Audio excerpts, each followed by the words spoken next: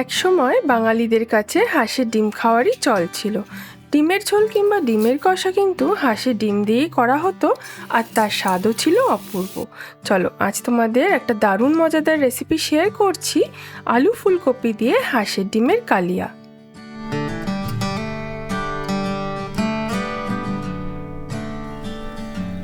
একটা প্যানে সামান্য একটু নুন দিয়ে ডুমো ডুমো করে কেটে রাখা ফুলকপিগুলো 2 থেকে 3 মিনিট মতো ভাপিয়ে নেব।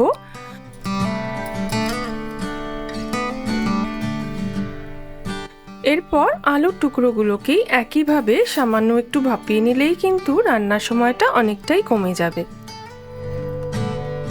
হাঁসের ডিমগুলো আগে থেকেই সেদ্ধ করে রাখা আছে, আর তাতে মাখিয়ে নেব পরিমাণ মতো নুন আর হলুদ।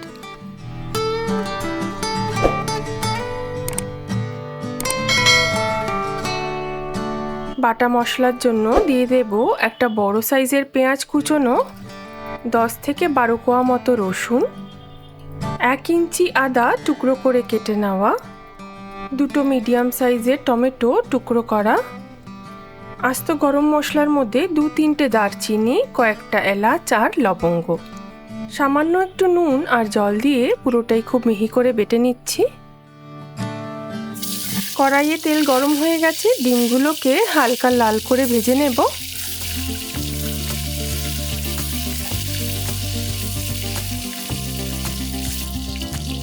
জল ঝরিয়ে রাখা ফুলকপিগুলো দিয়ে দিচ্ছি। উপর দিক থেকে খুব সামান্য একটু নুন ছড়িয়ে ফুলকপিগুলোকেও হালকা ভেজে নেব। ওই তেলেই ভাপিয়ে রাখা আলুগুলোকেও ভেজে নেব।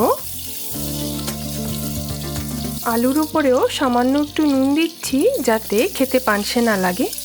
গ্রেভি তৈরির জন্য একটা পরিষ্কার কড়াইয়ে দিয়ে দিচ্ছি পরিমাণ মতো সর্ষের তেল।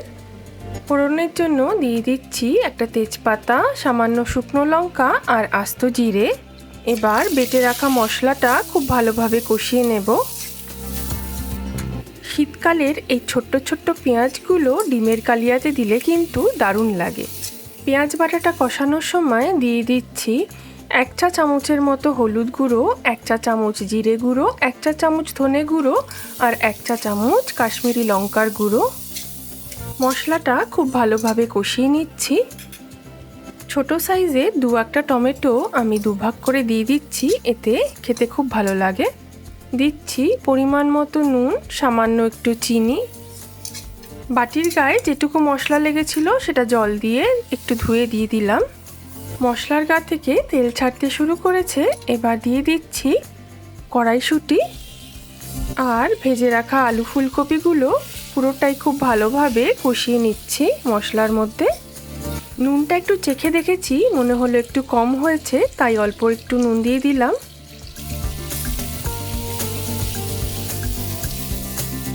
এবার 1 কাপ মতো গরম জল দিয়ে দিচ্ছি আর 3 থেকে 4 মিনিটের জন্য ঢাকা দিয়ে দেব।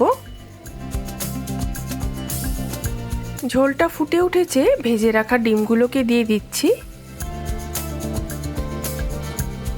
কালিয়ার ঝোল কিন্তু একটু গা মাখা মাখা মতো হয়। নামানোর আগে দিয়ে দিচ্ছি 1/2 চা চামচ মতো ঘি, খুব সামান্য একটু শাহি গরম মশলার গুঁড়ো আর কয়েকটা চিড়ে রাখা কাঁচা লঙ্কা।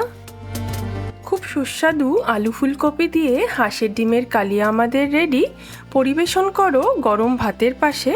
রেসিপিটা ভালো লাগলে লাইক, শেয়ার আর সাবস্ক্রাইব করতে ভুলো না। পরের পর্বে হাজির হব এমন অনেক নতুন রেসিপি নিয়ে, আর ততক্ষণে দেখতে থাকো 5 স্পাইস স্টোরিজ।